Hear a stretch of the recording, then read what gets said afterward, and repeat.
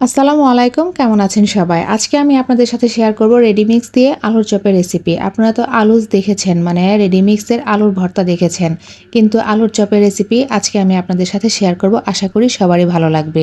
আর এই আলুর চপটা এত মজা হয়েছিল সেটা বলার বাহিরে। চলুন তাহলে মূল রেসিপিতে চলে যাই। এখানে আমি একটা আলুর চপের রেডিমিক্স নিয়েছি। এখন এখানে একটা প্যাকেট আছে। এই প্যাকেটটা আমি কেচির সাহায্যে কেটে নেব। তারপরে পুরোটা পাউডার আমি একটা বাটির মধ্যে ঢেলে নেব।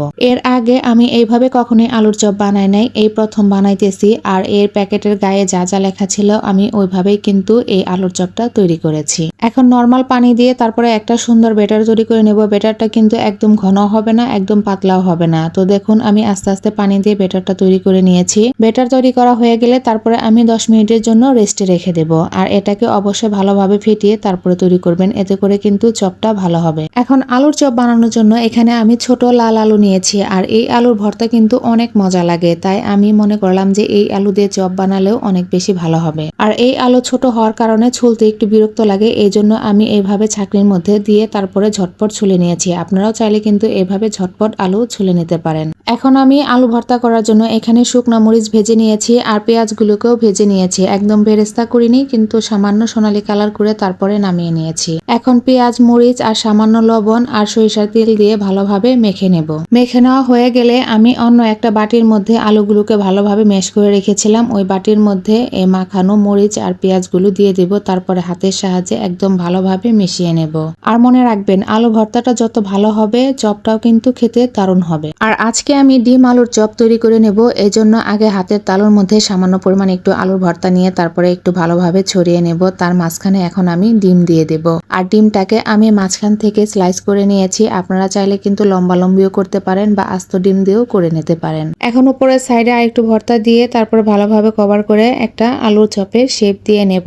আর একইভাবে আমি সবগুলো চপই বানিয়ে নিয়েছি। আমি আরেকটা চপ বানিয়ে দেখাচ্ছি। আপনারা কিন্তু চাইলে এর মাঝখানে ডিম না দিয়ে মাংসর পুরো দিতে পারেন, এটা খেতে আরো বেশি ভালো লাগবে। আমি এর আগে মাংসর পুর দিয়েও কিন্তু আলুর চপ তৈরি করেছিলাম, অনেক ভালো লেগেছে। আর এই রেডিমিক্স আলুর চপের কথা যদি বলি তাহলে বলবো যে আমরা রেস্টুরেন্টে যে আলুর চপটা খাই ওই আলুর চপের মতো, মানে অনেক টেস্টি হয়। আমরা নর্মালি বাসায় যেভাবে আলুর চপ বানাই এর থেকে অনেক অনেক গুণ বেশি ভালো হয়। এখন একটা কড়াইয়ের মধ্যে পরিমাণ মতো তেল দিয়ে তারপরে ভালোভাবে গরম করে নিয়েছি। এখন যে ব্যাটারটা আমি তৈরি করে রেখেছিলাম এর মধ্যে আলুর চপটা ভালোভাবে ডুবিয়ে নেব।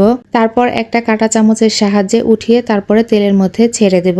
আর এভাবে দিলেই কিন্তু আলুর চপ বেশি ভালো হয়, হাতে দেওয়ার থেকে বেশি সুন্দর হয় কাঁটা চামচ দিয়ে দিলে। আর তেলে ভাজা জিনিস আমি উল্টানোর জন্য কাঁটা চামচ ব্যবহার করি, এটাই আমার কাছে বেশি ভালো লাগে। আর আপনারা যদি কাঁটা চামচ দিয়ে করতে চান তাহলে কিন্তু অবশ্যই সাবধানতা অবলম্বন করবেন, কারণ কাঁটা চামচ দিয়ে উল্টাতে গেলে হাতে ছ্যাঁকা লাগার সম্ভাবনা বেশি থাকে। তাই অবশ্যই সাবধানতা অবলম্বন করে তারপরে ভাজার চেষ্টা করবেন। দুইটা পাশ আমি উল্টে পাল্টে একটু সময় নিয়ে মচমচা করে ভেজে নেব। আর এই রেডিমিক্সের আলুর চপগুলো কিন্তু অনেক সময় পর্যন্ত মচমচা থাকে। আর এই রেডিমিক্স দিয়ে যদি আপনি আলুর চপ বানান তাহলে কিন্তু আপনার আলুর চপে এক্সট্রা কোনো তেল থাকে না, মানে এক্সট্রা যে আলুর চপের মধ্যে তেল থাকে এটার মধ্যে ওরকম তেল থাকে না। শব্দ শুনে বুঝতে পারছেন যে এটা কতটা মুচমুচে হয়েছে।